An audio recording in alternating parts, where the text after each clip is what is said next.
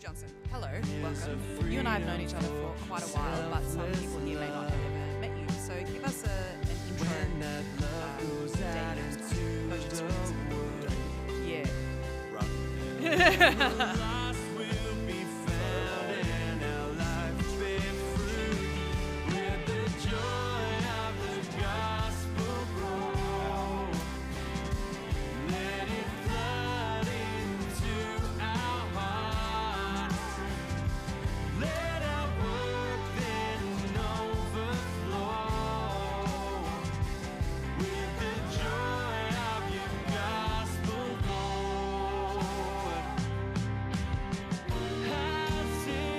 Passionate particularly for the Uniting Church when I'm thinking about today, about how we discover our joy and passion again and not just be reactive to what we don't want to be. So that's not something for a dating profile, but that's what I'm thinking about for today. Yeah. Tell us a bit about Newtown Mission, the space where you serve. So Newtown Mission is what I like to call colourful chaos and plenty of people. It's a parish mission, which in the Uniting Church is a designation we sort of received from one of our founding churches to say, here are congregations that are doing not only the normal work of a church, but engaged in the community through a variety of community activities. For us, that's looked like emergency housing, welfare spaces, food supplies, First Nations work, and increasingly some creative arts centres that we run. And so that means Newtown Mission, which also has a background as being one of the Pentecostalist charismatic churches in the Uniting Church. So it's you still got people with hands in the air every Sunday doing that sort of stuff. But it also means you are guaranteed that every time you gather, you could probably be sure that 10 to 20% of the people there can't read. Can't read, okay. Couldn't read. You've always got people walking in and off the street, so as soon as you open the doors at Newtown, morning tea starts an hour beforehand because we know the guys up the street come in to get their tea and coffee. Sure. Any activity we run at Newtown, we'll have guys dropping in because they think it's time we'll get some food. Which is wonderful. You want to be known as that, but it also means you never have this sort of quiet, reflective space. So there's always a bit of chaos, particularly on Thursday night, which is one of the highlights of my week. We have chapel at 6, and then that moves into dinner for about 100 up to 150 people, big roast dinner. And the rules for Thursday night chapel are keep it short, sweet and clean, because that's what people need to be reminded about. So half the service is people passing the mic around, asking for prayers, because they're either out of prison or out of addiction, or the thing I love about it is it's not just a church for homeless people. There's guys there who run investment firms, there's professionals and others, and they sit alongside each other. So the point is, it's not welfare for other people, it's a community that we all find space in. Beautiful. Which makes it chaotic, but yeah. And has church faith always been part of your life? Yes, I'm one of those people who grew up in the church. Grew up with my dad's still a minister in the church. He's retired, but somehow still manages to be working 2 days a week in the church. Grew up in the church, so never had one of those experiences of wandering away, but I was probably more involved, particularly around the age of 18 to 20. I was involved in university politics. I was involved in a lot of on-the-ground social work stuff, and I think I was a little bit despairing in the church at that point. But a couple of key moments really fired up my sense of what the church could be rather than what it always is. Okay. And that has to do with the church has the potential to be the beating heart of a community if it lives into its calling, and it's just a matter of trying to find those places when that's possible. Okay. Yeah. So the topic for this Sunday sessions, we've done a whole range of things. We've done the Jesus and the church and racism and what have we done? Disability. Yes, the Bible. We're talking today about evangelism. Yep. When that word comes up in this context, there's often a reaction, almost a visceral reaction. Do you see that in your current context or previous context? And tell us, where do you think that visceral reaction comes from? Look, I see it in myself. As I walked out the door to come here this afternoon, I live down here in Annandale, my wife and kids were joking with me, saying, "Oh, okay, off you go, save some souls." And you went, "Ugh." Yeah. So we live in a very particular context, both, I think, globally, but also particularly here. So, let's name it up front. We live in the context where Sydney Anglicanism and broader, but that's particularly that reformed evangelical understanding of the church, which has reduced the gospel to intellectual decisionism. Agree with these propositions, or you're going to heaven or hell. Two ways. So when I was growing up in the church, as in high school youth group, half of them were really, really sold out on this. We've got to do this 2 ways to live. And I remember, that sounded simple. It doesn't make any sense, though. And it's not actually biblical in my understanding.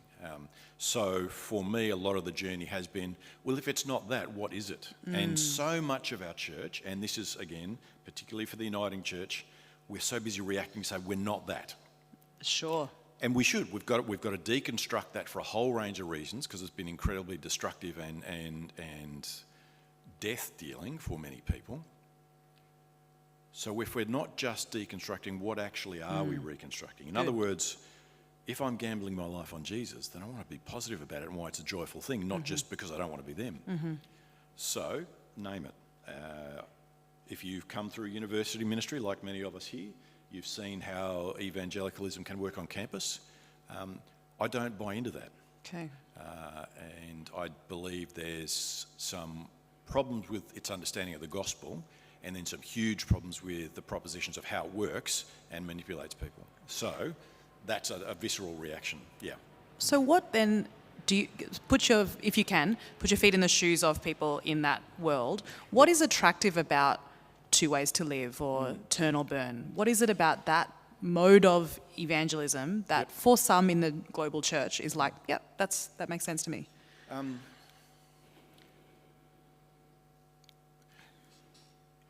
Because it's still based in the gospel.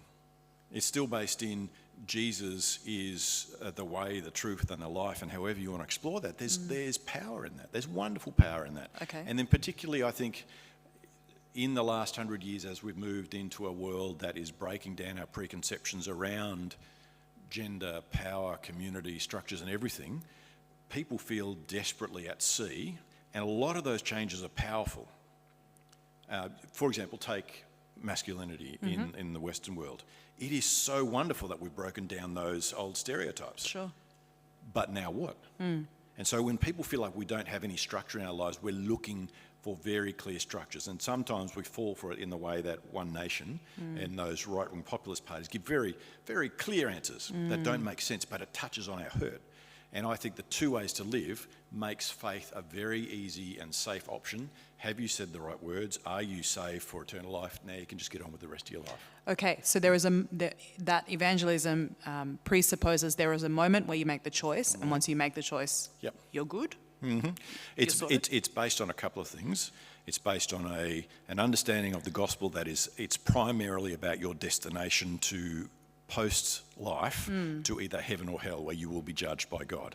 And the primary understanding of God is the God who seeks to either restore you to life because you hold the right beliefs, or sadly have to condemn you to hell because you have not returned and taken the grace offered through Jesus Christ. Now, a whole lot of stuff you could say about that, but that's not my understanding of the gospel. And it's based on fear.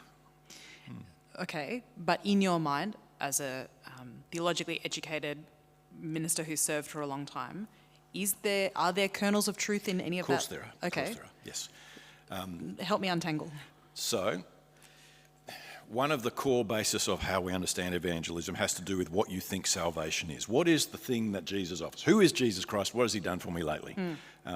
And in the different models, one of the models that many of you will have grown up in or have inherited from the evangelical church is called atonement, or substitutionary atonement.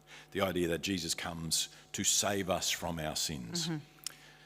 The idea, some people react to the idea that, well, clearly that sounds like God has to be angry and therefore sacrifice his son. I do too, that's rubbish. But the idea that God offers God's self to reconcile us, there's still an offering that God makes on the cross, which is incredibly powerful. So I think the cross has got to be central to our theology. The offering that God makes, that understanding of kenosis, God pouring God's self out, is incredibly central and powerful.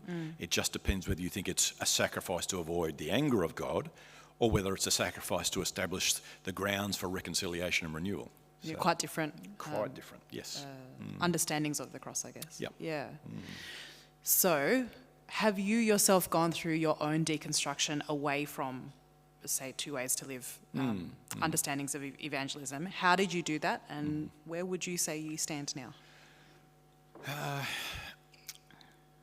I think some of, I don't know, there's a friend of mine, Matt Anslow, works out at the college. So he comes out of a Church of Christ background. And one of the great gifts he brings in, and he did this at a previous congregation out at Maroubra we're involved in, he said to progressive Christians, I often agree with what your position is, but tell me why you believe it. So he's often saying it's that challenge to say, well, why do you actually believe that? I've had my doubt about heaven and hell as a sort of traditional understanding for a long time, but mostly that was a gut feeling, and I had to work through, is it just that I don't like that idea? Partly, but theologically, why do I believe that? So there has to be a biblical deconstruction of what do you think heaven and hell is about and judgment, and then you've got to actually reconstruct it. So for me, there's a couple of key moments in that. How deep do you want to go in that? I think I would say it this way. Every single one of us in our life, at some point, the shit will hit the fan in your life. It could be your parents will go through a divorce. It could be you will have some difficult health issues, or you will be let down by the church, or your own identity needs to struggle. And if your faith can't deal with that process, and for me, that was largely around being married very young and then getting divorced within the first 3 years. Completely shattered my understanding of self and the world. Of course. Strange scenario. We then got remarried 7 years later and now happily married. But that process of going through divorce and being unmade forces you, particularly as a white male in the church, to undergo, what does it mean to fail? What does it mean to not have all the answers? And if I don't have all the answers, what has the gospel got to offer into that? And so the gospel then started to speak to my brokenness and to my sense of emptiness, rather than to my sense of, have I got the right answer? Because clearly I didn't. Okay. So there was a particular, I can remember sitting in a Tenebrae service out at West Epping Uniting Church, which is I'd come back to after many years of being away, and the minister had lit some candles and was just going through that service of slowly walking through the betrayal and unravelling of Christ, and I went, that's me. Not because I'm Christ. I've managed that one through. But it's good to clarify, though. Just in case anyone was wondering. Yeah. But to go through that unravelling and say, actually, that unravelling is biblical, and the answer for Jesus wasn't, and therefore get into heaven, but the answer was discover God in the midst of that. So for me, the understanding of the cross became central, not as a point of judgment and decision, but as a point of God entering into our suffering, just as God was entering into my own suffering. And actually the glory of God was revealed in that moment rather than in the decision around the moment. I don't know if that makes any sense. It does. Yeah. As a minister, do you consider yourself an evangelist? Yes, I'd like to reclaim the word. It's almost impossible, because as soon as you say an evangelist, we all know what we're thinking of.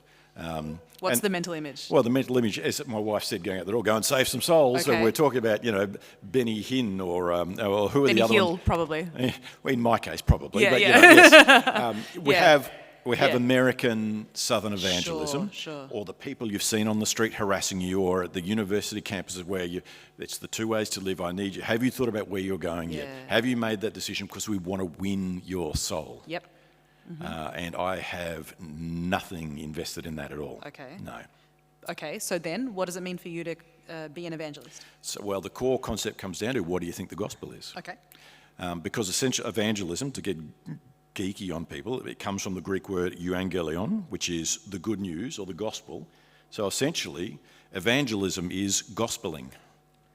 How are you gospeling in your life? Well, I am not gospeling to try and save people's souls, because I don't hear any of the gospel is about saving my soul. I hear the gospel as God's good news in Jesus to reconcile the whole creation. Or the key text would be 2 Corinthians 5, that in Christ God is reconciling the world back to God's self, and we are now called to be ambassadors of reconciliation. So if the gospel is actually God's work and not what I believe, then gospeling is actually looking to and witnessing and discovering where is God at work. It's not actually about me, it's about what God is doing. And that shifts it from, do I need you to believe me, and more about, am I awake enough to see where God is at work? So the shift becomes, it's about witnessing to God at work rather than trying to win an argument. So if it's about discernment, it's about witnessing, it's about slowing down long enough to understand, where do I see God at work? How do I point to it, celebrate it, and live into it? And that is a fundamental shift, because it's no longer about me evangelising other people. Right. It's about me living into the wonder of God at work around us. And that still invites me into a particular way of living and a particular community and a stance which is quite odd to many people. But it gets it away from that enlightenment understanding of, here are these doctrines, you must believe them, and if you don't, I've failed in my task. I actually, to a certain point, don't care what you believe. What I do care is, how do we seek to live together, and how do we live into life in all its fullness. I understand that through Jesus. Okay. Other people will name that differently. And while I would love everyone to know Jesus in the sense of, I would love everyone to be enamoured by the sense of God who is justice and hope and enters into our suffering and brings us into healing, I'm not concerned about what labels people will have to discover that. Okay. Because it's not about me, it's about the work that God is doing. Okay. I have like 26 more questions, but before I open it up, again, as someone who has been set apart in a particular relationship with the church, for you as a congregational minister, what is the relationship between evangelism and baptism?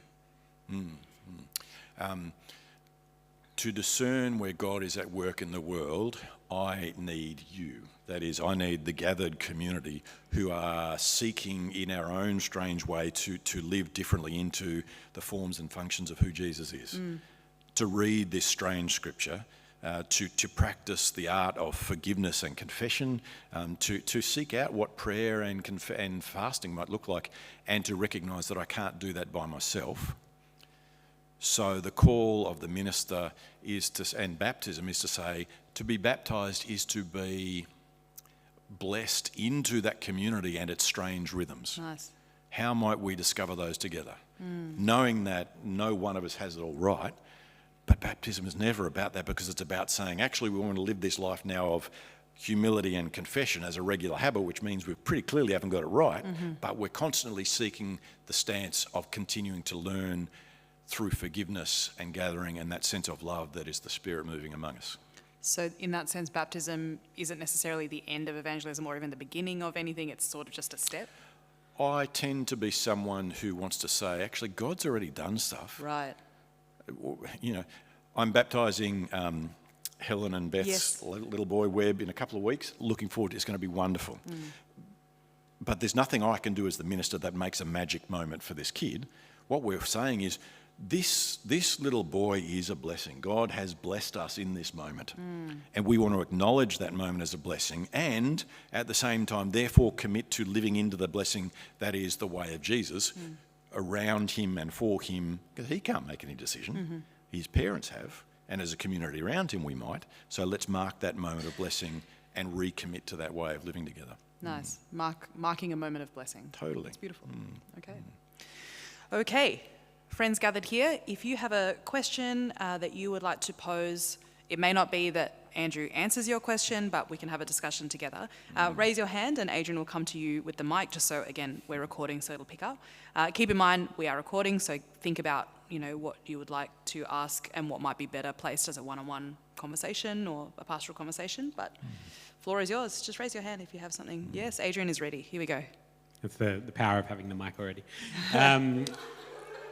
I think going back to the conversation around reclaiming what it means to be an evangelist or evangelism for us, I think one of the concepts that's helped me is the understanding that what is generally understood to be evangelism isn't actually evangelism, and I've heard it instead described to be proselytism is what is taking place, and that's a sense of more, it's a coercion of evangelism, in a sense. It's saying that I have the answers, you don't, I'm going to give them to you, there's no relationship there, and it's you are like required to kind of invest in the thing that I'm talking about, rather than a sense of an offering of good news that we might also then reciprocate with someone. Has that sort of been your experience too, in terms of having that distinction around what proselytism and evangelism is and sort of defining them differently? Very much so, and I think it comes back to saying, who is this Jesus we're following? Because the fundamental revelation of who Jesus is upon the cross. And if that's the case, then Jesus' fundamental heart of his identity is in giving himself away, in suffering, in denial, in actually not forcing others to believe, but actually allowing their belief almost even in its depth of wrongness. His fundamental moment is offering himself even in the midst of them denying who he is.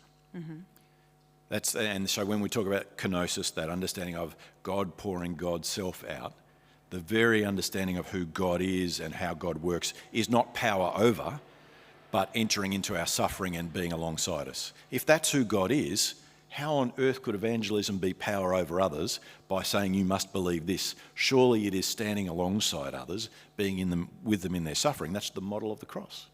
So which God do we believe in? I want to say it's got to be the God of the cross.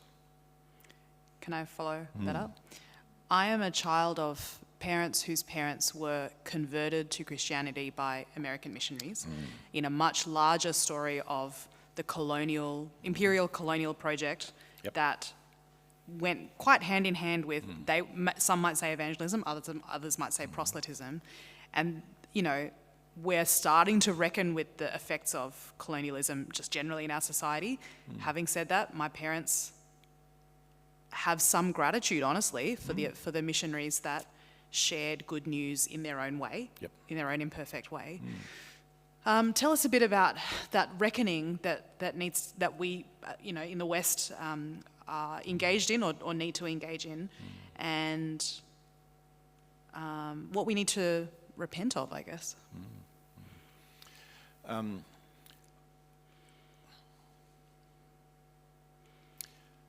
So one of my experiences is having been old enough to see the church at the tail end of being still big. So the youth group I went to had 200 people in it. There was just that sense in which everyone just automatically went, and there was these big, so the church was central to things, and that is no longer the case. No.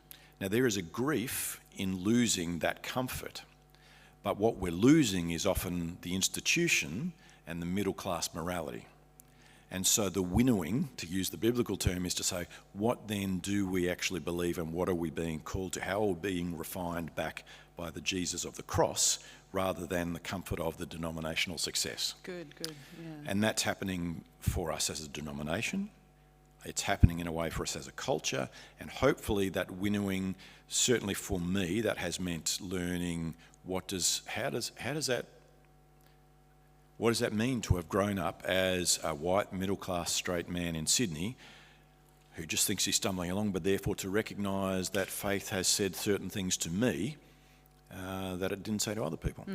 And that takes a bit of untangling, which you never do in an argument. You can only do within a community that is able to hold you close and speak those words to you that need to be spoken. Can a denomination do that reckoning too? I think the Spirit does that reckoning. Right. And I think it happens in local communities. I think it happens in spaces like Leichhardt. I think it happens in those small groups, because it's got to happen in places where we can be intimate and vulnerable with one another. Right. And I don't think as an institution we're capable of that, because there's too much at stake. So for me, for example, part of my experience is, as I said, divorce and then actually choosing to be remarried again. And there is a desperate vulnerability about being able to admit with each other how we completely screwed that up and damaged each other, and yet still somehow find love within that. And what do you need to unlearn to make that work again?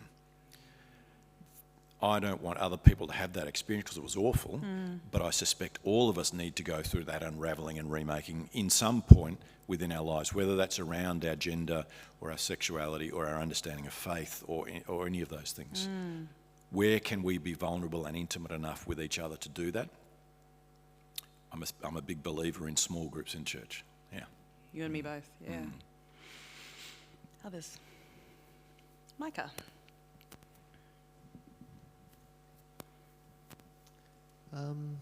I guess I'm curious about if we're going to reclaim evangelism and reclaim publicly living out the gospel and trying to share that with others. I guess I'm curious about what does it look like to be rejected for trying to share the gospel, and how do we be faithful through that? And yeah, I guess that's my question. Thanks, Micah. How do we cope with being rejected in that public space? Yeah. I guess how do we continue to how do we live out the gospel in a way that we can be rejected and not allow that to, I guess, discourage us and stop us from being faithful? Yep. Right. Yeah, there's a couple of things in that.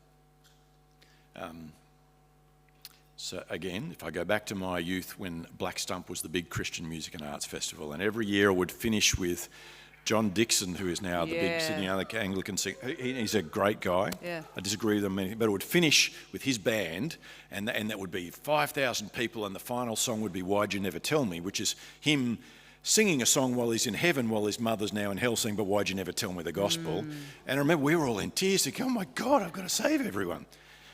If you can get to the point, for me, where I'm not any longer concerned because I don't believe in a God. Let me say this clearly: I don't believe in hell in that understanding of it, Okay. and I don't believe in. I believe in a God who, in Romans 8, nothing can hold back God's love. Then I'm not concerned with people's outcome. I'm rather concerned with how might we live fully now. So my concern is less driven. I'm no longer driven by that fear for other people. I'm rather driven by joy of what we might discover together. And in which case, I'm happy to embrace my weirdness and uniqueness, because actually I think there is a community called to live a completely different life around materialism and what it means. How do you live in Sydney without being drawn into that materialist lifestyle? Sure. How do we offer a life where we still believe in hope and we haven't sold out to cynicism? How do we believe in a community that says First Nation stuff isn't just the T-shirt I wear, but are members of my community who are beloved friends? Sure. Like, that's a stance I'm willing to try and gamble my life on. And if that means I've got to own up to what sounds dorky to other people because I believe in Jesus, well, let me work on that. Right. And I still meeting new people as a minister, so my kids go to high school down here at Leichhardt, and every time you meet new family friends of the kids, and what do you do? And I'm like, well, Pull up a chair. and it depends on my mental health. Yeah. There are days when I say, I work with homeless people in Newtown, because Yep. it's just, I don't have the energy. Yep. And there's days when I'm like, well, actually, this is what I do. I'm a minute, and it depends, because you know what they're going to have in terms of, and it's not just for ministers. Anytime you meet someone new and they want to know if you're Christian, well, there's going to be various assumptions about you. So how do I get past that and wear that as that's the sort of chains we wear for the history of the church, and Right. it's my life to say, well, actually, then how do I live out a different witness? So, yes, we will bear some of that rejection because the church has been misogynist, homophobic, and colonial. Yes. In parts, and I can't undo that just because I feel uncomfortable about it. I can then choose to say, how do I live in such a way that people say, that's Christian? That's a bit unusual. So I love the Bible, and actually we have people of every gender and sexuality in our congregation. Actually, I love the Bible, and Uncle Ray Minikin is one of our pastoral team, the guy who was booed at the recent Anzac Day celebrations. And how do I then say, well, if he's one of my pastoral team, how do we journey together? Okay. Now, that part's fun, but it's about living into that. So that's reclaiming stuff and accepting that,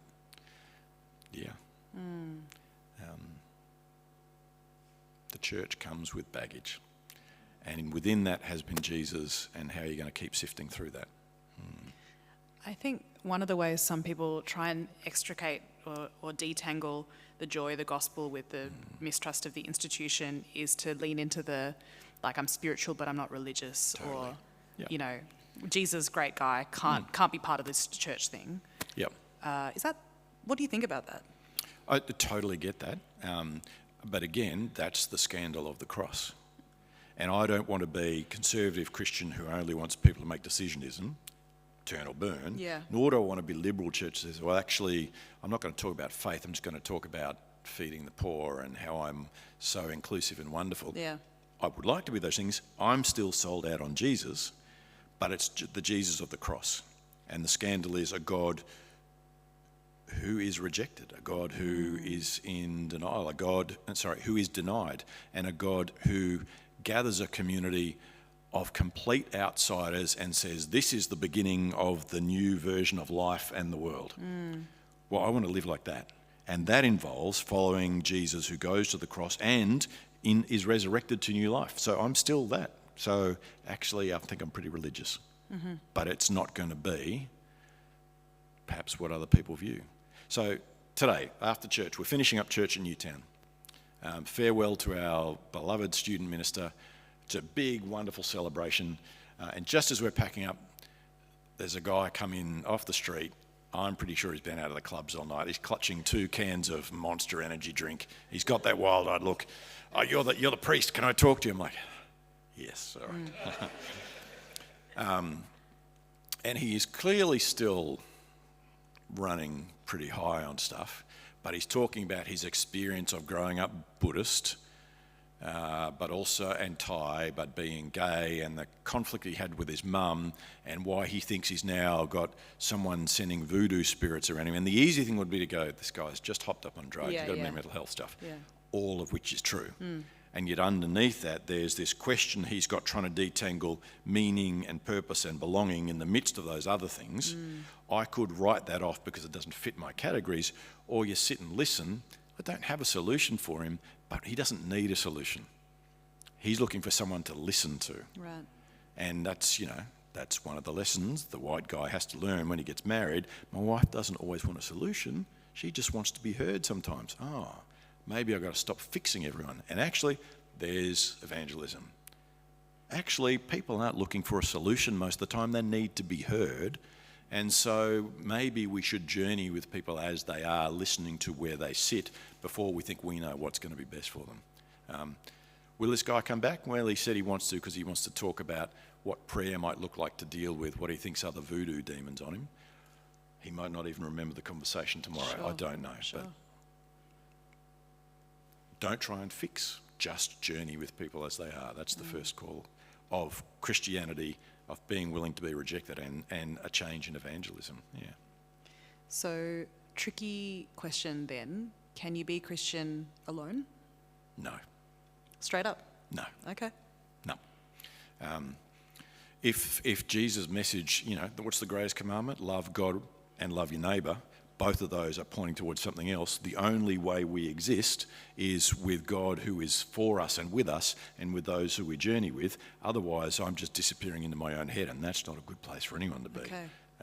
So no, there is no faith without being in community. Doesn't mean there is not a desperately personal faith. Of course. With the God who calls your name and is there with you, before you've even drawn your first breath. But we're invited into something more. Yeah. Okay. Joey. Can I ask 2 questions? Yes, you may. Oh, thank you. Oh, that's question.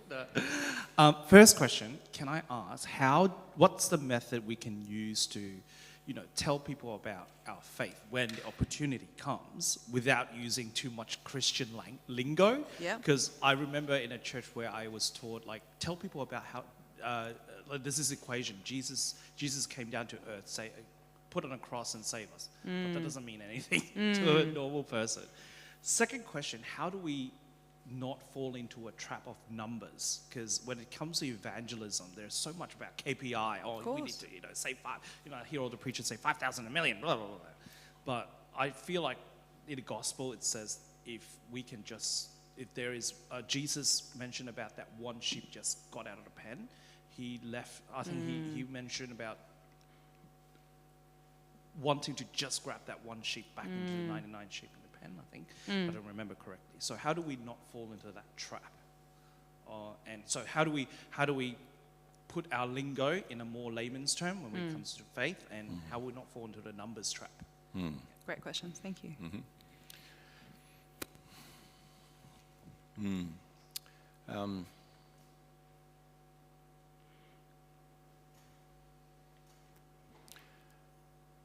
When I think about trying to follow Jesus, my first thought is not, I need to go and tell someone who hasn't even asked me a question about who he is.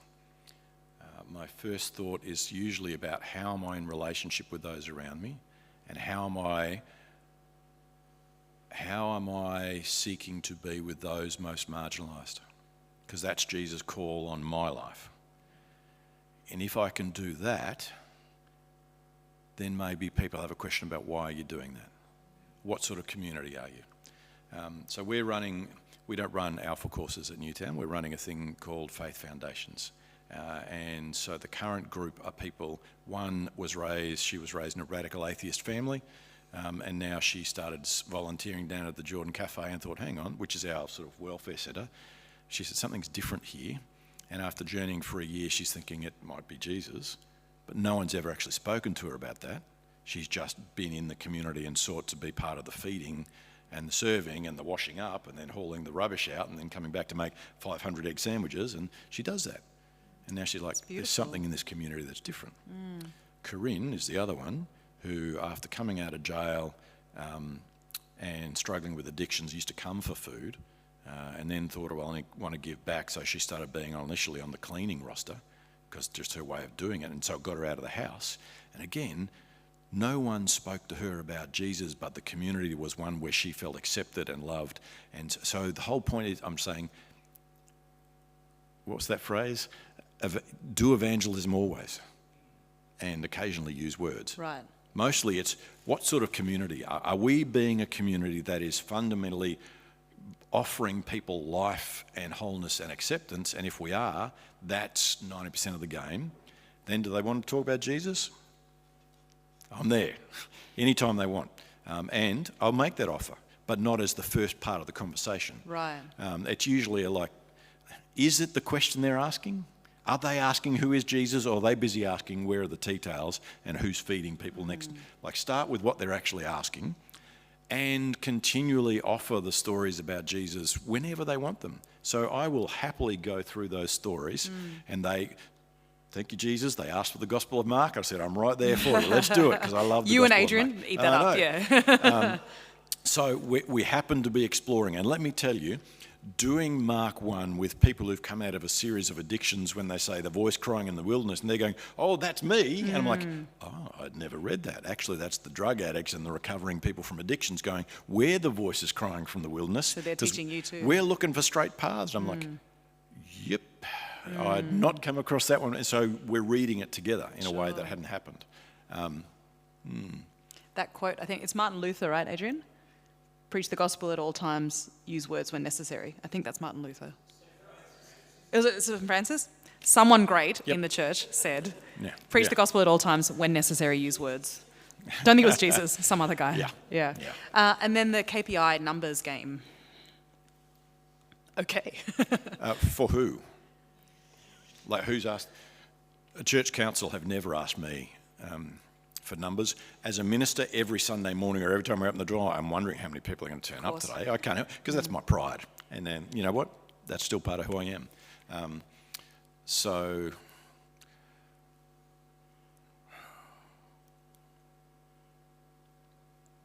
no. Are we a vibrant community that's faithful? That's the question. Let me put it really honestly then. I love Newtown Mission, but we have nothing for teenagers, so my kids don't come.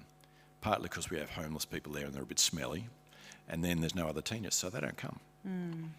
Now, they tried one of their mates' youth groups where they got the heaven and hell and they went, So currently they don't go to church. That breaks my heart. Of course. But not because I think they're going to hell, but because I had such an incredible experience of church that it was where I found friends, community, girls, and people who loved me. I desperately want that for them. So what do I evangelise my kids to do? Live life fully, practice compassion, look for those on the edges, and let me tell you about Jesus when you're interested. So my first call is not the KPI. My first call is where are they at life and what's being called out of them, because my understanding is God's already doing that work with every single person anyway. Can I just not get in the way? Right. I think because most evangelists just get in the way. Yeah. I don't know if that was the actual question. Sorry, I went on a little tangent. We'll go Wendy and then we'll go Micah. That's okay. Go ahead. Just say it. So I was brought up in the Anglican Church, deeply, from the moment I was born to generations and everything. And to hear you talk now it brings tears to my eyes because it's what I believe. It's affirming of how I live my life, and it's like it's painful and beautiful at the same time. But how do we reconcile how our beliefs have been for so long? I'm nearly 48, and I've only come to this community, 2.5 years ago. Yeah. And it's very easy to fall back into the Anglican way. And I don't want to badmouth the Anglicans. It's just, it has been a very black and white upbringing. 2 ways to live was something that my grandfather loved bringing out. The little pictures, and we had it all. Here's the cliff and there's the Oh, cross. mate, we had it all. Literally everyone in the room's like, yep. Totally. So holding that is just really hard, and I think that's Very where hard. the pain in my heart is coming from. Yeah. How to reconcile that, and then because I second guess myself so much because I am less words and more deeds in my everyday existence, and so the tension of that is hard. Yeah. Yeah. What do you reckon, Andrew? Oh, look, I use the Sydney Anglicans as a cipher, but that's every Protestant church in the world. That's Western culture as a whole has come through that version of the Enlightenment thinking, dualistic thinking. You're right, you're wrong, you're black, you're white, you're in, you're out. We've all, so that's a lot of unpacking together, and that's generational work. So the first pangs of new birth, which hopefully by our grandkids' generation may be broken open a bit more. Come, Spirit, come, do that work. But again, that's why we can't be Christians alone. We need good people around us. Because the other thing I'm sure of, I'm wrong about a lot of stuff. I just don't know which bits. So I need a community who practice grace and forgiveness and confession so we can continue to get it wrong and keep listening. So the whole sense of faith now is not, have I got the right structure? It's no, am I listening well? Because the Spirit is at work regardless of us. So if we keep listening, my God, there's some joy to discover there. Yeah. Because I'm still a little bit of a charismatic to think the Spirit is doing incredible things. Just maybe not through the institutional church all the time, maybe, or sometimes it is. I think so. But how to discern that? That's, yeah. My daughter loves K-pop at the moment. And it drives me balmy. But I listen to the joy in her life, and every Friday afternoon she and 3 friends who are forming a new K-pop band, even though they're all Anglos, are in our backyard filming themselves on their iPads with their moves. And I could just write that off as isn't that a cheesy moment? It is. Or I could say, what is God doing in that moment right there? It doesn't need to be religiousified, but just discover where the Spirit is moving with joy and celebrate that. There's a gift for me every Friday afternoon, because I come back from Newtown Mission and I love it, but often I'm like, stuff people, this is hard. I need to go and hide. And then there's my daughter and her 3 friends performing K-pop in the backyard as the sun goes down. I'm like, okay, God, all right. So listen for the moments of joy. But you're tuning your ear into that, right? Or you're tuning your eyes into that. Learning to, which is constantly hard work. I'm a naturally grumpy person, so it's, And you're working in a chaotic context. Is it Yeah. particularly hard to listen or see glimpses of God at work when everything feels so heightened?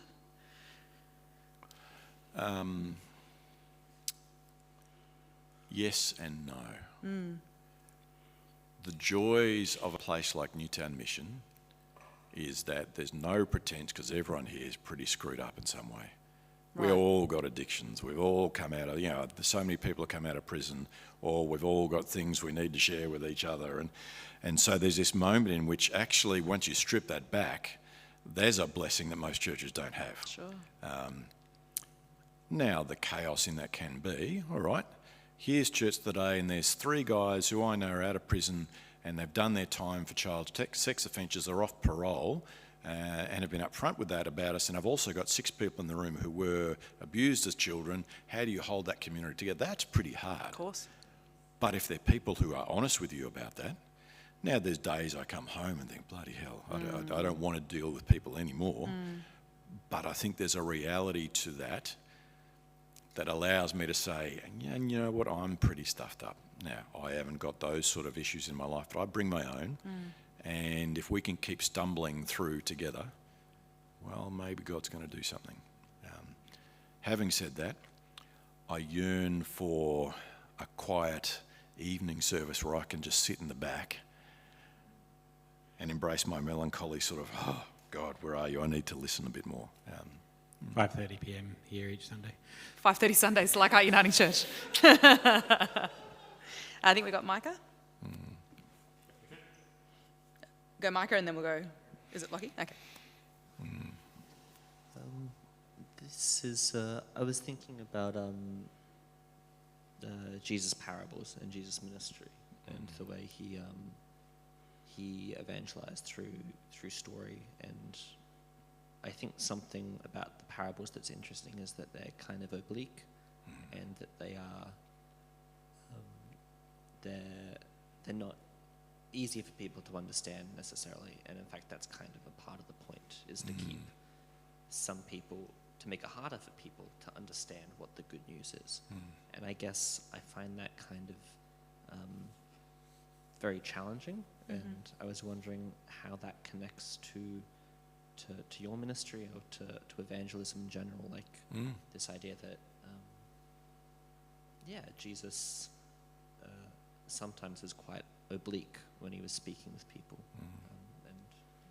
Some thoughts on that. Thanks. 2 things. The wrestling is the point. Like, for me, faith has become most real and most alive as I've had to wrestle with my own brokenness, my own sense of owning up to things or discovering joy in things, but it's in the wrestling. When I'm clear about things, actually, faith tends to just... So there's a point in which it's the wrestling. So where I live in Annandale as well, there's a little alleyway at the back. And we moved in COVID, and I discovered that there's a little community of people with garages in the back. There's a couple of other blokes around my age who happen to brew beer in one of their little garages out the back, and I got to know them, and it's quite nice. It's a good little community, and every now and then I have a beer with them, and we have this wonderful conversation. One of them grew up 2 blocks away from me up around Carlingford. This is really weird, but as we talk, we also realise we come from very different worlds. I was talking with them yesterday, and they wanted to talk about the federal budget. And I'm like, I think those changes to negative gearing and capital gains tax are good. And they're like, what? Oh. They hadn't even thought about it. They're busy thinking about family trusts. So we're living in very different worlds. Yep. Like, they're living in super, but then they're wanting to wrestle with, well, my kid in high school who's going to Newington now has pretty high significant autism Yep. and socially isn't connecting, and the other person there is dealing with their daughter who's 22 and has now confessed she had a sexual assault recently, and they're wrestling with all these things, and they're suddenly realising that all of their striving and material success doesn't make Right, sense, right. and we're not very religious, but actually you seem to deal with peace. So, and it's not anything about me, it's just the space to wrestle together. So I think the wrestling is the point. And then I'm also like, and it's really not very bloody hard. Love God, love your neighbour, read the Bible and pray together. And then maybe have some good food. Like really, you start with that. Sure. Everything else, like that, does that resolve everything? No. But then I've got the community to wrestle with. So it is, the wrestling is the point. Our job is to simply make safe spaces where we can wrestle together.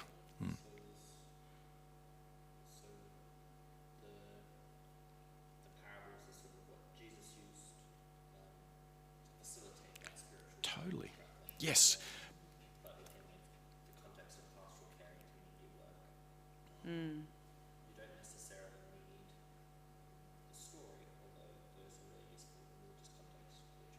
I think I think they are totally useful in and of themselves, literally as they are, and then they're also a good model for us. Jesus very rarely comes out and says, unless it's to do with money, something very clear. He generally says something that makes you go, and you wrestle with it. So for me, the more we have communities where we are safe and held enough by grace to wrestle with things together, yes, and the parables are exactly like that. Every time you read them, you come back and think, do I really understand? No, I don't. I'm supposed to preach on that. Oh, well, we better have another understanding then. So, and I think that's a good thing. That's the Spirit continuing to work. Lucky. In a secular country, but a multi-faith society, does evangelism take on a sense of urgency? And is that somewhere where we see some of the negativity around it? And I guess just how do you practice that in a country where lots of people believe just as deeply and just as earnestly very, very, very different things? Can I ask, what would be the urgency? If I was asking that question, what's the urgency in there for you? Not for me. But in that framing, yeah. But when we have this conversation, we're looking at a world where Christian nationalism and I think you mentioned One Nation earlier, where I should have added a hypothetically secular country to that. There does feel like the categorization of the clash of cultures and battle between different faith groups poisons the idea of evangelism as Totally. we're fighting for Yes. something. So it's that thing that I'm teaching my kids right now. It's okay to have different opinions and be angry. It's about how do we transact that. Okay. So when were the Cronulla riots? That was about 2005. So after the Cronulla riots, I got involved in this very strange process where there was a Jewish rabbi, myself, and a Muslim leader, and we started to work in lots of schools together. We started down in the Shire. We also came up to Auburn Boys, and we would go in and do these sort of conversations. They're now called, what's it called, Together in... I've just forgotten what's called Together in Harmony or something like that. That sounds like the bread book or something. But the idea was we would go into those schools where that had been particularly live so we could actually rip the bandage off and talk about these things. But the idea was, here's three of us, and actually Zalman was Jewish, Orthodox Jewish, and Mahmoud was Islamic, and we weren't going to pretend that we were all the same. We weren't. But how could we be different and yet still involved in the desperate desire for peace and conversation together in those moments? And so one of the clearest memories I had is going into Granville Boys High. And Granville Boys High, as we walked on, I remember hearing this hum, thinking, oh, they've got generators or there's a concert. And then you realised it, because it's a big school. And it was this, you could hear it. There's a Jew on campus. There's a Jew on site. There's a Jew on site. No. These guys had never even met a Jew. And this is straight after the riots, so they're all starting to worry about what's going on. And I remember Zalman and Rabbi and Mehmet and I are walking in thinking, this is going to be interesting. Wow. And literally, we had a chance to sit in a school hall with a bunch of boys in groups of 20, 25, where they got to ask any question they wanted. Once they could establish that, the three of us would sort of do the little routine about we're Christian, we're Muslim, we're Islamic, we're actually friends. Do you believe the same thing? No, we don't. We believe it. That's okay. We can still have conversation. And then they wanted to ask questions. And so these boys, 15-year-old boys, would say, why do you eat our babies? Why? Because they'd grown up with this is what we'd... So the idea is not, I want you to believe what I believe. The idea is, how might we at least have a space where conversation says, we will have differences, but we can be a people of community and peace together in that.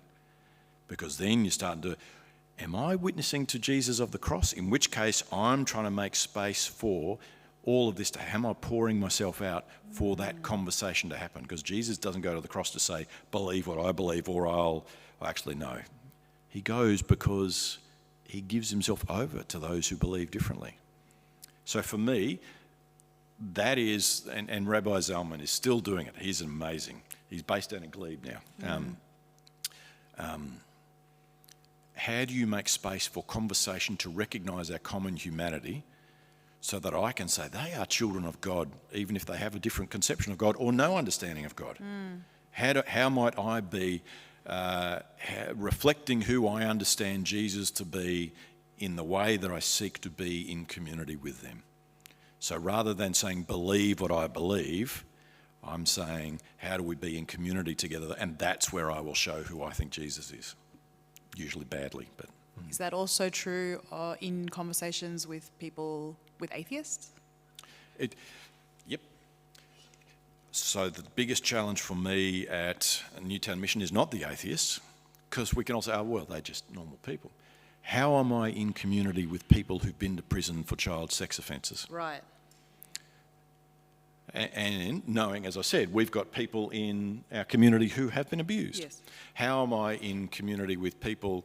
And right now, one of the captain, Colin, beloved member of our community, is facing another court case because he stabbed a guy last year. I don't think he has the mental capacity to understand what he's done, but clearly there was a trigger and there's a whole story there. But so we are in community not only with people who don't agree with what we believe, but people who've done stuff that makes me want to react. Yeah, of course. Pretty badly. Of course. We have people, every week when we have the Jordan Cafe team meeting, we go through, have we got the deliveries from the Oz Harvest, what are we going to cook, how are the volunteers, and then we have this moment we talk, and where are our problem people? Because these are the people who are going to cause issues. And I'm like, oh, Jesus, do I really have to love these people? Because they drive me nuts. You know, we got death threats last year from people whose mental health was not good or who didn't believe that we were doing the right thing because we wouldn't let them on site and because we had queer people and that gets a bit tiring. Of course. And yet if we can still learn to love them and be in community with them, which is a bloody hard thing to do, well, there's the scandal of the cross. Right. Actually, you called to love even those who disagree with you or who may hate you. That's the bigger challenge for me, rather than how am I going to tell them about my doctrines of Jesus. And if we had, anyway, that sounds like a hobby horse, but yeah. No, that's really helpful. Thank you. Joey. Another two questions, if that's okay. The first question is, so usually when we're at a church as a congregation, we'll be like, you know what, evangelism is not for me. I'm just here to be at church. So how can we as congregation, you know, in our daily lives, contribute to being evangelists? But again, it comes back to what you think evangelism is. Yeah. Because all of us, well, can't speak for all of you. I shudder at the thought of getting my guitar and singing Shine, Jesus, Shine out on Norton Street as a way of evangelising. As I should. Please don't. What Don't- a bloody don't do it, ridiculous... man. Look, Yeah. me just singing in general is a bad idea. On the other hand, some of you here know the Annandale Creative Arts Centre that we've had and is morphing into something new. I still think about a poem, putting you on the spot here, that you shared at a Make Art night. It's probably 2 years ago now. Is that evangelism? No, but there was something of life and faith that is shone forth in that moment. And so we need to start thinking of evangelism not as, let me tell you my ideas, but rather, let me share my life with you, and you might discern something of God in the midst of that. And that might come out through your poetry, or through your cooking, or through your running, or through your singing, or it might come out the way you parent. Your life is an expression of the presence of God. So find what gives you joy and how you live and do it fully, and something of God will come through there, because that is where I see God, less in the doctrines that you want to tell me, more in the life that you live. So thank you for that poem, and it's a good one. Yeah. Which brings me to the other end of the spectrum. So if we are out there already, because it sounds very tiring, you're dealing with a lot of people, and I heard you say a lot of times, I just don't want to deal with people a lot. Sometimes, yeah. Sometimes. It's usually a Friday afternoon. Right? Friday afternoon, yeah. So how do we juggle the balance of how do we, we live our lives and show, who we are in Christ, and also at the same time being able to have some me time and some balance. Yeah. That's a very hard thing, and I do it badly. So in the end, that's why we need the church, because I don't need the church institution, but I need the community of those people who will gather with me around those rhythms of life that make most sense in following Jesus. The rhythms of prayer, of confession, of forgiveness, of coming to Scripture, and of saying there's something in the sacraments when we share them that says, you are blessed as you are broken and you are sent. And so I can never sit just within myself, rewatching the same Lord of the Rings movie and drinking my glass of red on a Friday. No, I am sent to be in relationship with others, and actually that's the continual wrestling that we're called back to. The churn of community, of being called together, is where we will discover the energy for that, and the blessing to say sometimes it's okay to rest. If you haven't got there yet, we all need to get over our Messiah complex. Some of us take a long time to get there, but it's not my job to fix the world. It's not even my job to fix the church, even though I feel like it is half the time. Maybe it's your job to be fully you as created by God and living faithfully out of that. And there is the best witness you will ever have in community with others who will help you do that. So, yes, I don't know. I'm pretty tired. I'm half burnt out most of the time. But we are blessed and broken and sent, and so we keep finding that presence of God. I want to also sort of add on to your first question, Joey, around there's often an assumption that we make that evangelism is something that happens from the inside of the church to the outside of the church. Like there's this outwardness that is, and for sure that's sometimes what it is, but I think sometimes it's entirely within the church. It's entirely within community that we actually need to share good news with one another. And just through what you've shared today, Andrew, I'm sort of recollecting an experience from my own life of when I was a teenager and I had this experience of that doubtful experience going, I don't know if I believe all this, like how do I, and I was talking to my mum about it. And it would have been easy for my mum to kind of do the general, here's all the biblical texts that tell you why it's important and why faith is good. But what she did was actually showed me one of his history books of Josephus, the famous Jewish historian who like puts Jesus in a historical context, like names him as a reality in that story. And that was the trigger for me to go, oh, that's actually what I need. Like that's the piece that I'm needing right now. And that couldn't come from anyone else except my mum, because she knew who I was. She knew what I was wrestling with, even if I probably didn't even tell her what I was wrestling with, but she knew me. And so that sense of the best evangelism, I think, sometimes comes from those that we know the best and that we can share the good news, to think that that's our job, to share good news with one another, not just beyond the walls of the church. Yeah. Does that ring true for you, that relationship? Totally. Really matter? Yep. I have one of my dearest friends, Rod Joyce. We grew up through high school together. He holds a more conservative faith than I do, but he is the most gracious man who has picked me up when I've been broken, but also called me out at times when I've needed calling out. Without that relationship, that wouldn't happen. No. So that is evangelizing, calling me back to the ways of Christ at times when I've needed that. Not have I believed in Christ, but are you living that way? And I can say that to you because I have that relationship with you. Without that, So evangelism is not just, does someone believe in the idea of Christ? Lots of people believe in the idea of Christ. Are we living it? Well, who's going to know that? Only people you're in relationship with will know that. That's the evangelism we need calling back to. Remember, evangelism is not do you believe in this idea, it's what's the gospeling work that your life is doing. Well, who's going to know it? Who would know? Have you shared your life enough with other people they will know you are gospeling? So, is part of the work of evangelism not just inviting into, but inviting out of, calling someone away from something? And I'm hesitating to ask that because I recognise there's a lot of crap in that around things like, and this is a trigger warning, conversion therapy, or if again the Colonial Project. Keep going. No, if our job is not to make people believe the same thing, but to notice what God is doing, then we are called to be truth tellers. Sometimes about truth telling about the joy of life, but sometimes actually telling the truth and dismantling the systems that are not of God. Because not everything is of God. Right. So there are things that are clearly death-dealing and life-denying, and we need to call those out. And that needs to happen in ways that I think are really difficult. So let me be really mundane about this.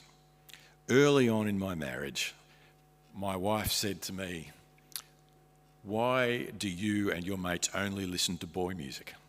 And I thought she meant, my favourite bands were like Nirvana and Pearl Jam. Oh, yeah, well, I should. No, she said, but what about you don't value the opinion of women on music?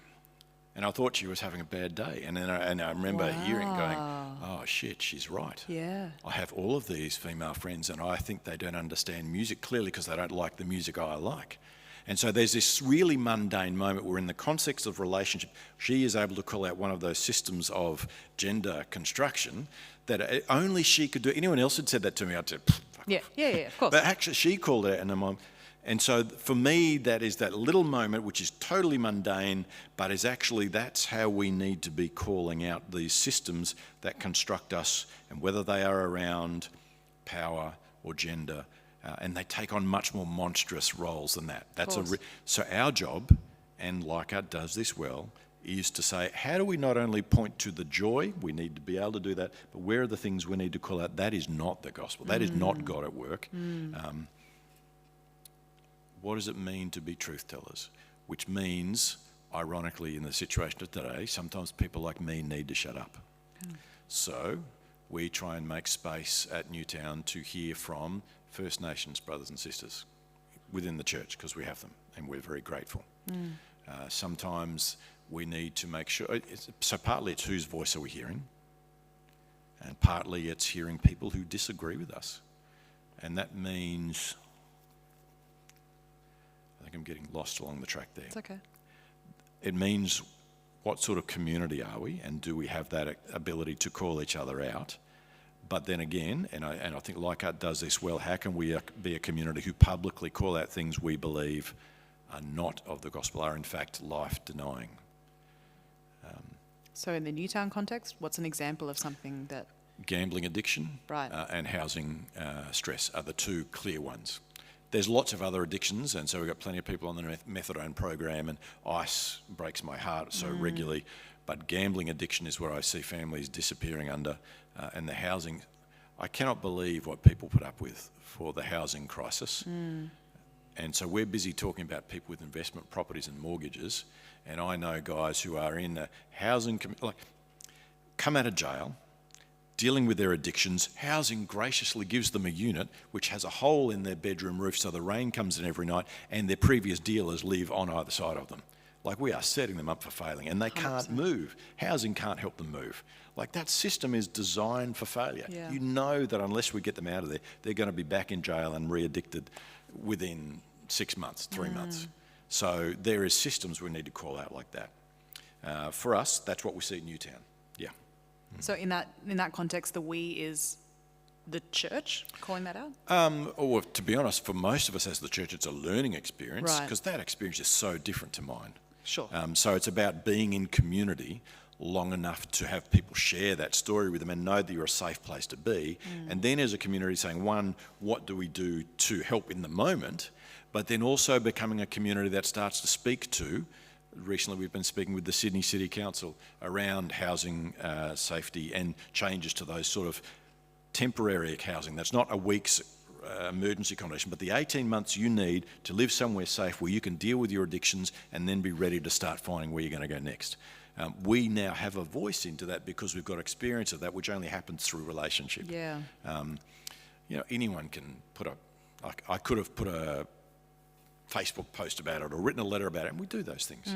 But out of the relationship that we've built and that community, we now have something to offer into that space that we wouldn't have had otherwise. Yeah. One more question? Yeah, Lockie. I've already asked, is there, please? We'll go you.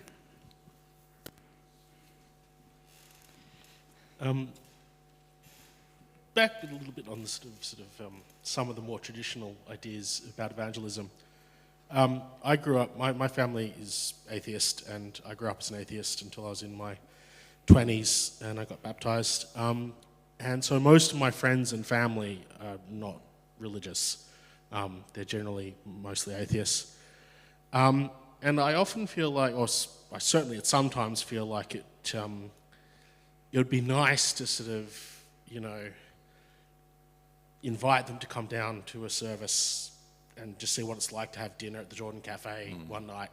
And sometimes I do that, but it always feels very awkward. It always feels like everyone's already made up their minds about religion, all the different, people have made decisions when they were teenagers growing up or whatever, and they're set on what they've decided.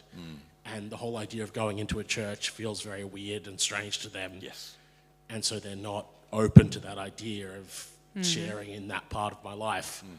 And I'm wondering if there's a way it can be less awkward and maybe people would be more receptive to the idea if that is something that's healthy or productive to do.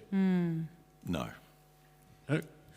No, you're exactly right. We have made up our minds in our culture that we've already made up our minds about, and most of my atheist friends would say, God who's pie in the sky when you die, or the Iron Age fairy tales, or the flying spaghetti monster. You know the tropes they will use, right?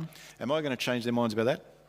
No, because that's the intellectual decision-making stuff again. I have very little chance. Now, sometimes they want to come and ask me a legitimate question about that, in which case I'll engage. The only thing I can offer is, how do I help those people, as I seek to be helped myself, discover life fully? So, come along to the Jordan Cafe. I don't care what you believe. Because the first thing I want you to experience is the gospel in action, here is God at work, because I guess what behind it for me is, do you think God loves them any less if they haven't? No. So why am I worried about their particular intellectual concept of God? I know why I get worried about it, because I want them to think better of me. So in the end, and this is the big shift, this is the cultural shift, it takes a lot to let go of worrying what people think religiously.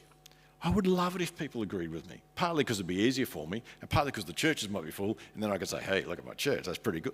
In the end, what do I want? I want them to know the fullness of being loved, of being called, of being able to live a life of grace and forgiveness, and discovering a community with people who are different to themselves. That's what I want for people, because that's what I believe the gospel calls us to. And if our labels of religion get in the way of that, then let's dump the labels. Not because I don't believe Jesus, I gamble my life on who Jesus is, happily sing the songs, as you know, preach about it regularly, but in the end, if that's the thing that stops my friends engaging in the movement of the Spirit and that gospeling work, maybe the first stop isn't to worry about the labels. How do I help them find that life? So, some of you, I don't know how many people here would still know Kent. Friend of ours, colleague of ours, minister in the church. One of his great gifts is hospitality. He's flawed in many other ways, but he's a brilliant host and cook. And he has a lot, family members who are atheist. He has many friends who are atheist, but the thing he does well is invite them around a table. And not just around a table, he will cook for them. And there is a gift of gospel and work in doing that, because it's making people feel like they are loved and they belong. And there is the work there that is sowing the seeds to say, how do you help people know that? Well, he does it not first by talking about, come along to my church, but he says, come and sit around the table with me. That's his gift. I don't have the same gift, but we've got to find how we might have that, because I wish it was easy. But we're in a culture where the religious world is so reduced to your private intellectual belief. Do you believe in a God who's up in the clouds or is going to answer your prayers, or do you believe in Richard Dawkins? Like, that's an argument that, frankly, is tired and not going to go anywhere, I think. I wish it were otherwise. But Andrew, have you got anything else that you would like us to hear from your perspective about evangelism? Only that the greatest work of evangelism continues to be each of us being recaptured by Jesus ourselves again and again, not to make the decision, but to keep living lives and knowing that we are loved, and therefore living lives of grace and joy. If we can be, if there are more communities and people like that, then that's where the gospel goes. And it's not about a job, it's not about being busier, it's not about the numbers, it's about you are loved, you are known. What does it mean to live like that with people alongside you? Start from that, and the rest is up to God. Would you join me in thanking Andrew Johnson?